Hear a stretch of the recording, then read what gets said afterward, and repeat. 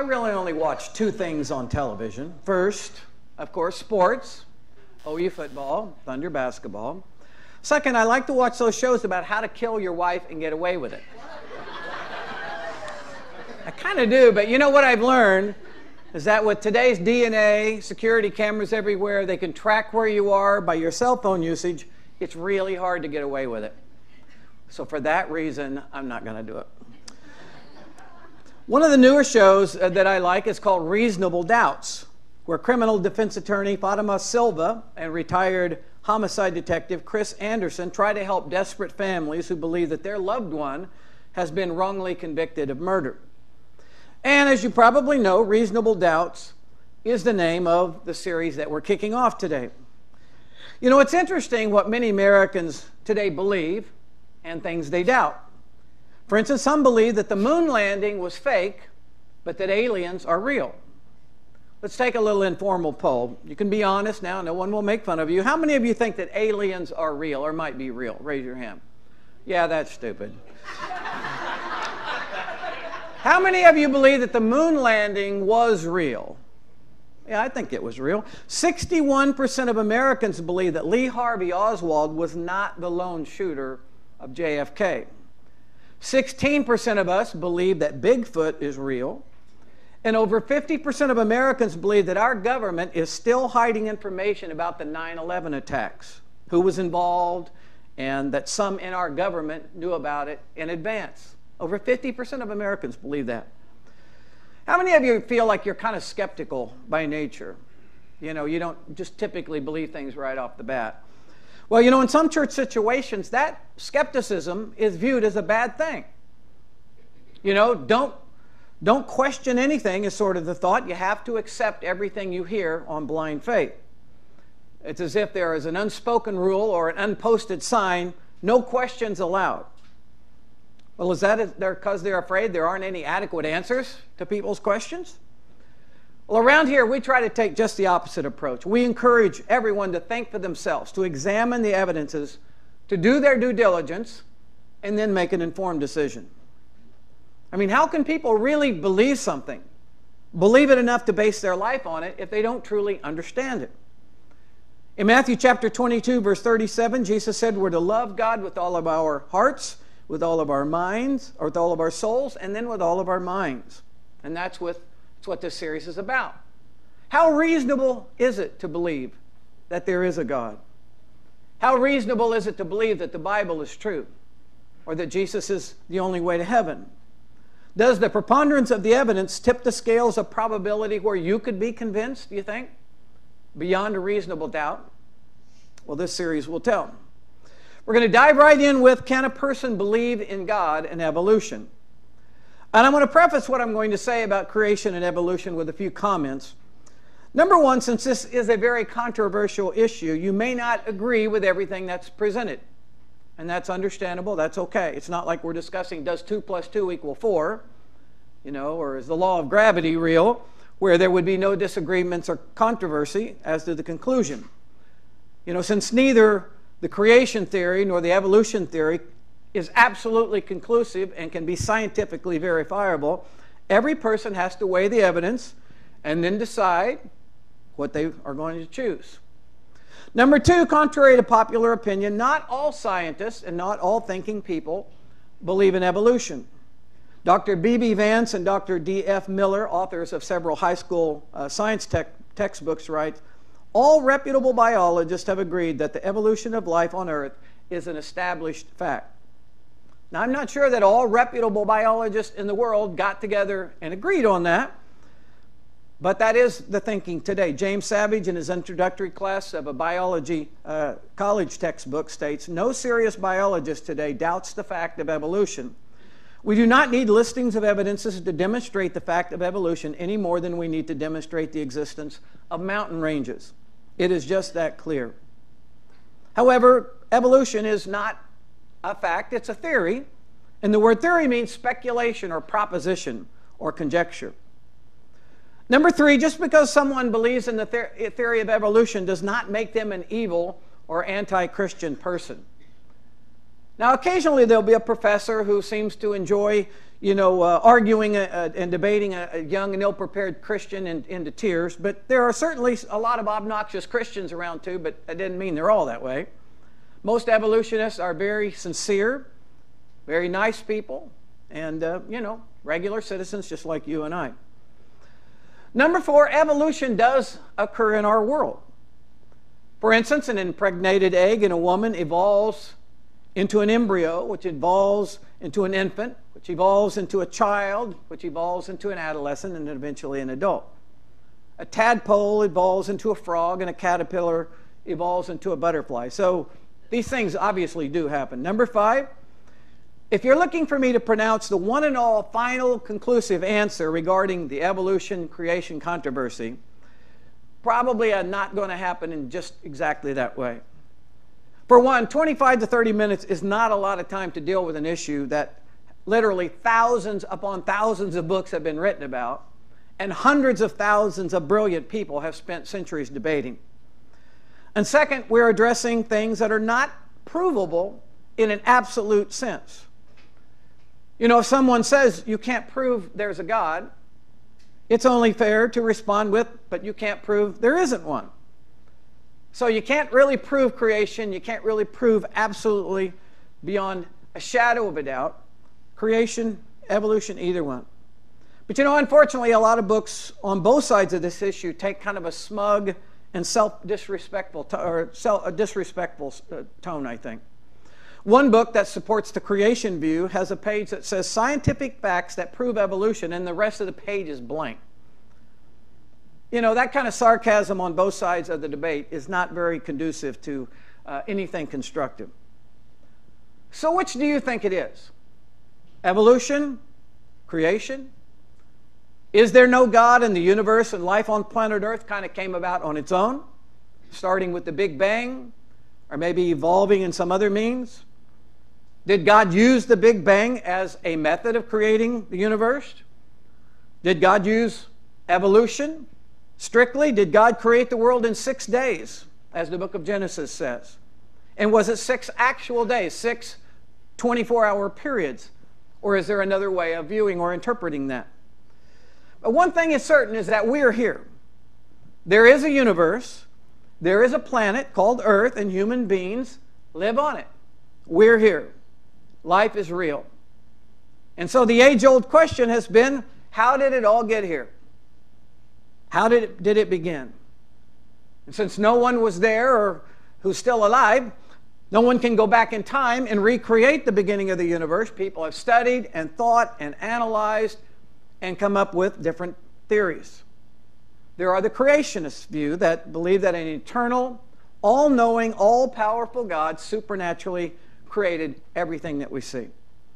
And then there's the evolutionist view that if given enough time, the building blocks of this universe would come together. And again, since neither theory is absolutely provable, the fact that we are here and life is real, the universe does exist, you have to ask the question, does the preponderance of the evidence tip the scales of probability more toward evolution or more toward creation? Today we're talking about the origins of the universe, and specifically about how life on this earth came about. But before we discuss in further detail those two options of explaining how it all got here, I think we ought to take a moment to just think about the incredible wonders of all that we see and experience around us in this vast universe. Scientists say that on a clear night you can see approximately 2,500 stars with the naked eye. But with modern telescopes and other technology, scientists tell us now that you can see out some 100 billion stars in our galaxy alone, and there may be as many as 100 billion or more other such galaxies in the universe. You might think, with that many, stars, how they fill up the night sky, they must be really close together. Actually, the closest star to the Earth is the Sun, which is 93 million miles away. The Sun is about a medium-sized star, and yet it is 110 times larger than the Earth.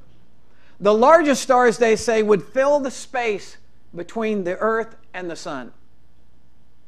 93 million miles across.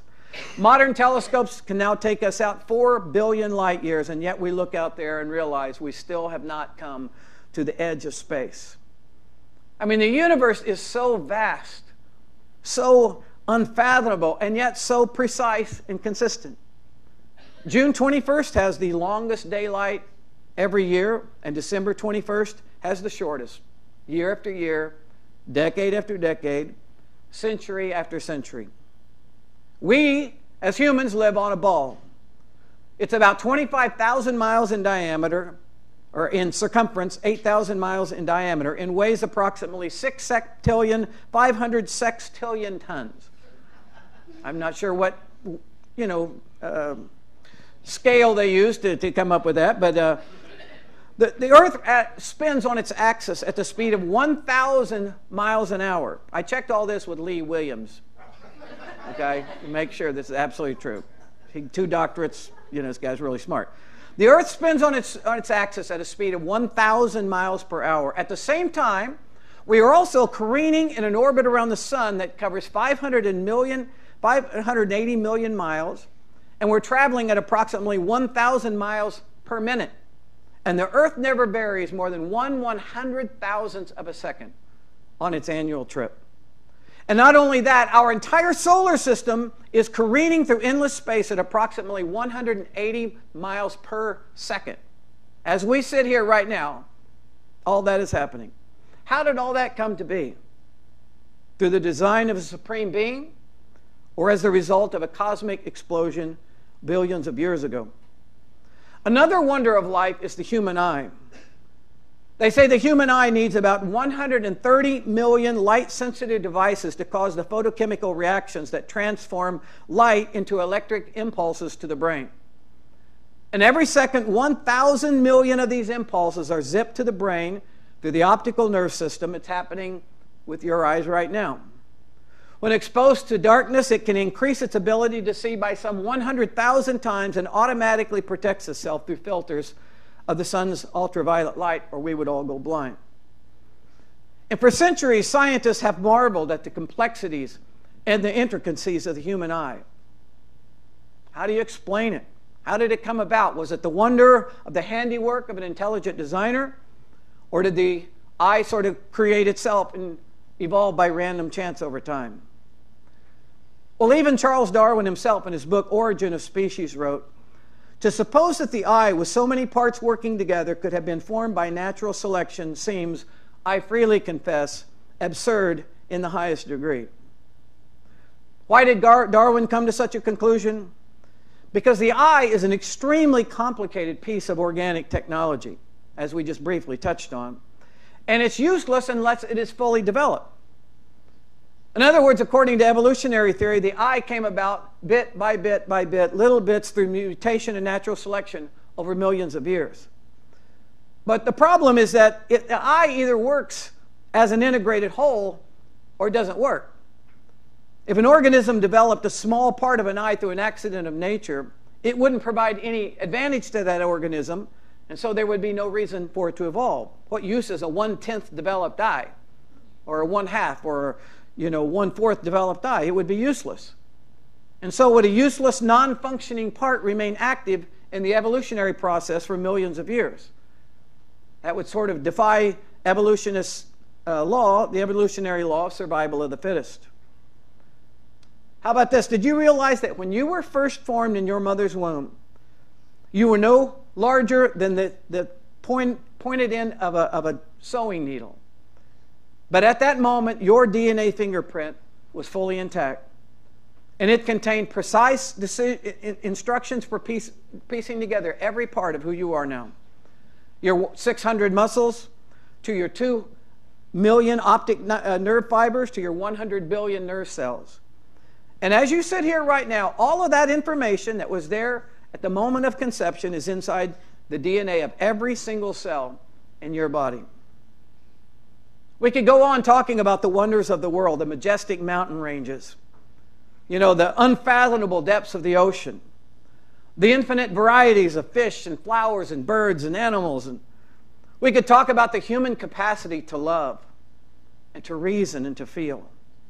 We could talk about the navigational instincts of geese, some who fly thousands of miles each year, always winding up in the exact same place somehow. We could talk about the complexity of the human body, its nervous system, circulatory system, digestive system, respiratory system, the ability to hear. And those things are all real. We're all experiencing it right now.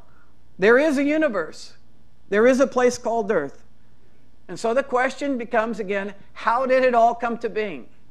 How did it come here? And as you know, there are two basic explanations. Creation, that is, it all came about as the result of a design of an eternal, intelligent, supreme being. And the other option is evolution, that it started billions of years ago when a chance collision of matter and energy, that enough time became the universe and human life as we know it now. Let me read you another little interesting passage from Origin of Species, where Charles Darwin writes, I am well aware that scarcely a single point is discussed in this volume on which facts cannot be adduced, often apparently leading to conclusions directly opposite of those of which I have arrived. In other words, sincere, intelligent people can examine the same facts and yet come to very different viewpoints. That's why this has been such a controversial issue over the years. Leading us again to the matter of to which side does the preponderance of the evidence point? Are the odds that it all happened by evolution better than the odds that it happened by creation? And don't ever slip into believing that it doesn't matter how it happened. It does matter. For instance, if we believe that we are merely the product of a biological accident, then there really isn't a great purpose for life other than perpetuating our species. If our ancestors were single-cell amoebas, then why would there be any morality in the world? You know, what's wrong with killing or stealing or anything else? How would that be established and by whom? If, on the other hand, we were somehow created in the image and likeness of God, that would mean that every single person who has ever walked this planet has had tremendous intrinsic value because they were made in the image of God.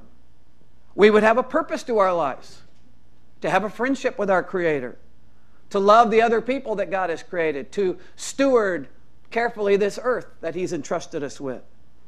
And God would have a right and an authority to establish guidelines to live by. If He created us, He could determine what was right and wrong. And there could be a next life beyond the grave. So it does matter. There are serious implications as to what the origin of life really is in how we view life as we live it. Now, as you all know, in our culture today, the theory of evolution gets much more airtime than does the theory of creation. So in order to give us a little balance, a better balance to this discussion than we hear typically, I want to give you what many scientists, creationists, and some evolutionists generally agree are 7 difficulties with the theory of evolution. Number one, in light of some of the most basic laws of science, evolution seems to be moving in the wrong direction. The second law of thermodynamics is that everything is gradually deteriorating in a continual state of entropy. But evolution contradicts that law and necessitates that everything is constantly going uphill from simplicity to complexity. You start with one cell that evolves into many cells that eventually evolved into the universe and life as we see it today. And yet that's exactly the opposite of what we know about the nature of this world, that everything is gradually running down. Difficulty number 2, the missing links. To go from one cell to the complexity of the human body, there must be transitional links where we see various species evolving into new and different species. Through the years, scientists have looked for these missing links. Some of the more infamous have been the Piltdown man, believed to have been 750,000 years old. This ape man was based on pieces of a skull bone uncovered in a gravel pit in England. This was used as a classic proof of evolution for almost 40 years until it was later proven to be the altered bones of a modern man and an orangutan. There was the Nebraska man. The full reconstruction of this ape man was based on the discovery of a single tooth in Nebraska. Later excavations uncovered the rest of the skeletal remains and found that it was not the tooth of a man or an ape, but that of an extinct type of wild pig. Difficulty number 3 is fossil evidence. Charles Darwin called fossil evidence perhaps the most serious objection to his theory of evolution. Dr. Gary E. Parker, a biologist and paleontologist, says, "In most people's minds, fossils and evolution go hand in hand. In reality, fossils are a great embarrassment to the evolutionary theory and offer strong support to the concept of creation. If evolution were true, we should find literally millions of fossils that show how one kind of life is slowly and gradually changing into another. But missing links are the trade secret, in a sense, of paleontology. The point is, the links are still missing. What we really do find are gaps that sharpen up the boundaries between kinds. It's those gaps which provide us with the evidence of creation of separate kinds. As a matter of fact, there are gaps between each of the major kinds of plants and animals. Transition forms are missing in their millions." In other words, if fish became amphibians, as evolution contends, there should be millions and millions of fossil transitional animals that are showing, part fish, part amphibian. 100 years ago, or 150 years ago in Darwin's day, there were none. But he confidently predicted that as more fossils were unearthed, these so-called transitional animals would be found. Well, fast forward to today and listen to what Dr. Stephen Jay Gould, a leading evolutionist and professor of biology and geology at Harvard University, has to say. After 125 years of fossil research since Darwin's death, it has become abundantly clear that the fossil record has not yet confirmed this part of Darwin's research. Difficulty number 4, the concept of spontaneous generation. This idea, essential to the evolutionary theory, contends that living creatures can arise or have arisen from non-living matter. However, not a single example of spontaneous generation has ever been observed. That was it right there, sort of, maybe. I don't know. Since the dawn of scientific observation, at least to this point, they have not been able to get life from non-life. Difficulty number 5 is the shrinking sun. Most geology and astronomy books say that the Earth is about 4.5 billion years, or our solar system, about 4.5 billion years old. However, some of the challenges with that are, since 1836, over 100 different observers, scientists at the Royal Greenwich Observatory and the U.S. Naval Observatory, have made visual measurements which show the diameter of the sun is shrinking, or burning itself up at approximately 5 feet per hour. As far as researchers can tell, this rate has been constant since the original formation of the sun. Using the most conservative data, the sun would have been twice its present size only 100,000 years ago. 20 million years ago, the surface of the sun would have been touching the surface of the Earth. And only 1 million years ago, the sun would have been so large and intense that life on Earth would have been impossible. Number 6, the difficulties and unreliabilities and inconsistencies with various dating methods. When scientists are attempting to date different objects, there is a tremendous amount of discrepancy as to the age, depending on which dating technique they use.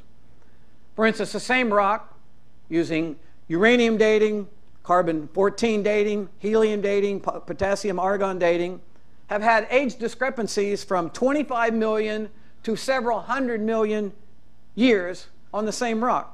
And so there is a problem with the figuring out which dating is most accurate. And number 7, I think we've learned that science is not infallible. What scientists all over the world have accepted as absolute fact at one time, later realized they were off base, and if such, then changed their thinking. It's happened innumerable times. Research and new discoveries are contradicting old theories all the time. And some of what we're told today to be absolutely true will one day be modified because we learn more. Science is far from infallible, as I think many of us were led to believe back in the 50s and 60s growing up.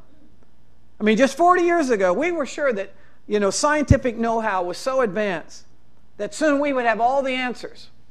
Sickness would be a thing of the past. And now we realize that science is still, as advanced as it is still incomplete and sometimes found lacking. So, what do you think? Is it more plausible that a chance collision of floating gases out in space somewhere set in motion a random set of events that over billions of years led us to the complex state that we find ourselves in today in this universe? If so, where did those mysterious gases that collided, where did they come from? Were they eternal? Were they here from the beginning? Is it possible for life to evolve from non-life? Or is it more plausible that an intelligent designer creator is responsible for the wonders of the world that we see, including you and me? Now, true, the Bible doesn't address every question or issue about dinosaurs or rocks being millions of years old. But neither does the theory of evolution provide airtight answers to every question. Meaning that we once again have to ask, does the preponderance of evidence tip the scales of probability more toward evolution or more toward creation? Well, the final issue that I want to address today is, can a person believe in God and evolution at the same time? Can a person be a Christian and still believe in evolution? My short answer to that would be yes. I don't know of anywhere in the Bible where believing in creationism is a prerequisite for salvation or for going to heaven. You know, sometimes when I'll talk to people who are new to the church, seekers we might call them, they'll sometimes say, you know, I believe in God. I think I believe in the Bible and pretty much believe in Jesus, but, you know, I still have questions and doubts about stuff. And so they'll say, how much faith do you have to become a genuine, real Christian? You know what my answer is? 51%. 51%. No one knows everything and has 100% belief the day they cross the line of faith. All it takes is 51%. Now, over time, as you learn more about the evidences that substantiate the Christian faith, your faith will grow. Maybe you'll have 60% belief and only 40% doubt. And later you might have 70% faith and only 30% doubt. And one day you might get to 90% faith and only 10% doubt.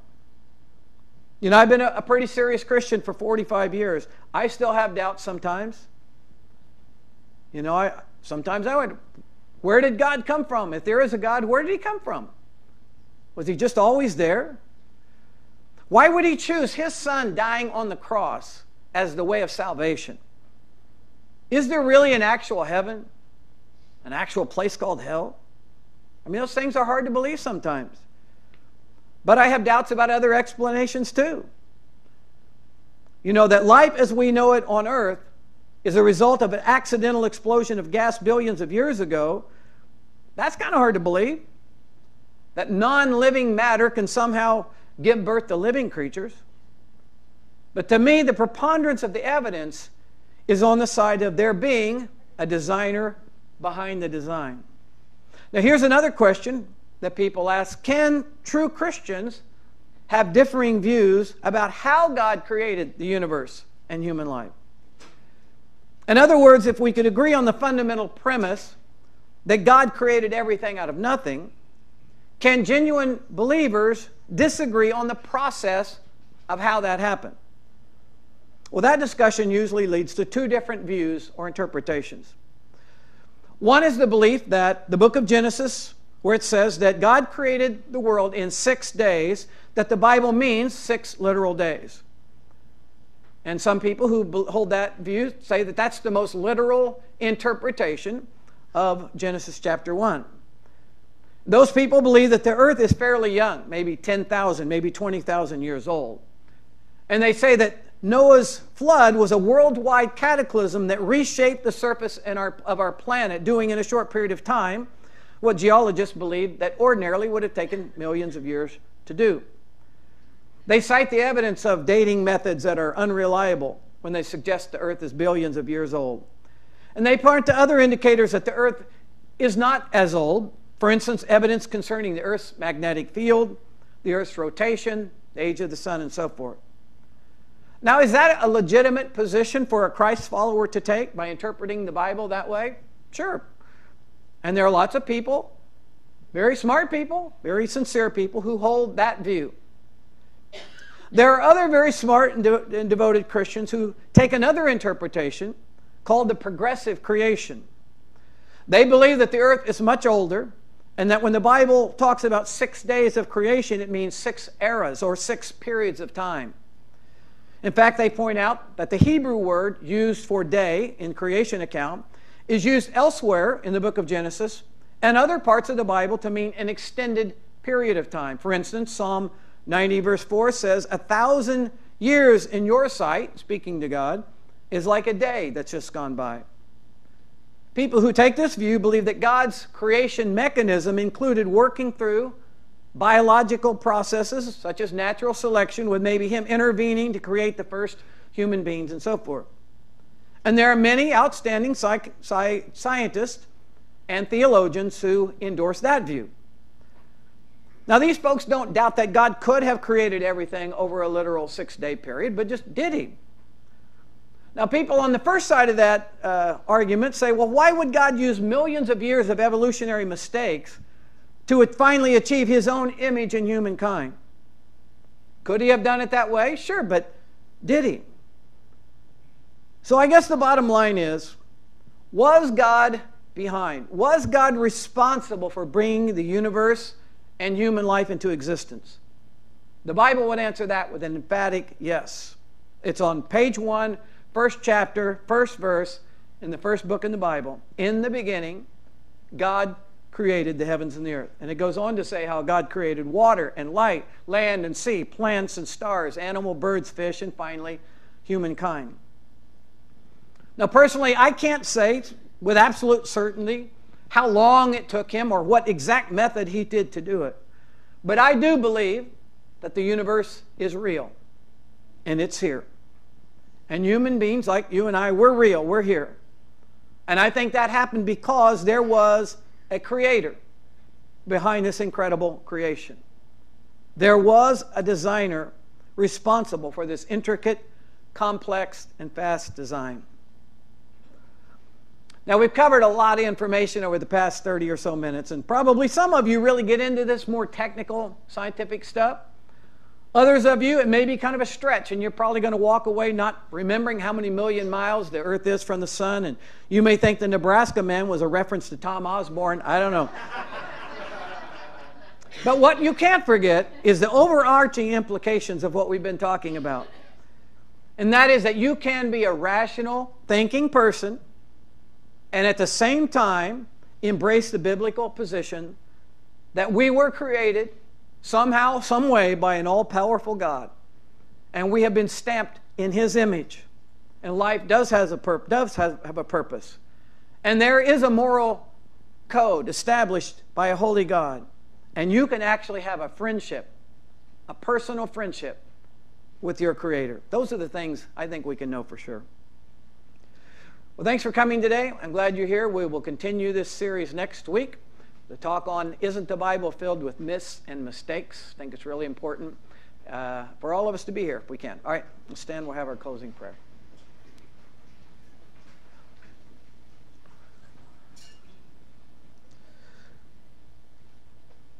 Lord, today on behalf of all of us here, I just want to acknowledge before you that we're grateful. We are not expected to have 100% flawless faith to be acceptable in your sight or to have salvation. You know, even some of the greatest believers who ever lived had doubts, weren't sure, and had reservations about certain things we can't comprehend. But that doesn't mean we don't trust you. Doesn't mean we don't want to trust you. And God, as we examine some of these really difficult and confusing and complicated issues, pray, God, that you would give us an enlightenment and an awareness, an ability to think and to do our due diligence, because these are the most important issues of life. You know, where did we come from? Why are we here? What is the purpose of life? Is there something that follows this life? How should we live our lives? And I pray, God, throughout this series, we'll be stretched. We'll be as honest as we can with ourselves, and we will examine the evidences and see where they lead. Oh God, thanks for the chance for us to get together today. Pray as we leave here and go to our separate homes and jobs and schools this week that you would just watch over us and be with us and provide that companionship that so many of us need and want in our lives. Pray all this in Jesus' name. Amen. All right, you guys, thanks for coming, and we will see you next week.